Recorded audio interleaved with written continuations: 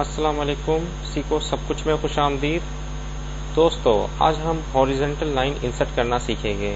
Horizontal line insert करना बहुत ही आसान है और बहुत से लोग नहीं जानते कि किस तरीके से इसको इतनी आसान तरीके से इंसर्ट किया जा सकता है। अगर आप 3 बार डैश की प्रेस कर इंटर की दबाएंगे तो एक हॉरिजॉन्टल लाइन इंसर्ट हो जाएगी।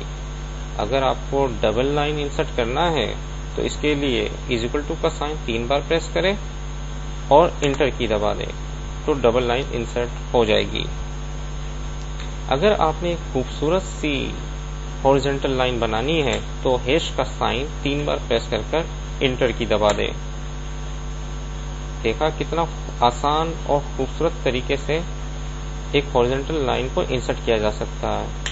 इसी तरीके से जिगजैग लाइन आपने बनानी है तो टिल्ड का साइन 3 बार प्रेस करें और इंटर की दबा दें। और इसी तरीके से डॉटेड लाइन आपने इंसर्ट करनी है तो स्टेरिक का साइन 3 बार प्रेस कर इंटर की प्रेस करें तो एक डॉटेड लाइन इंसर्ट हो जाएगी।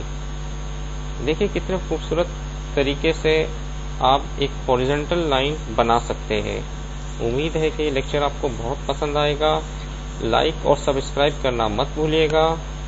अल्लाह हाफिज।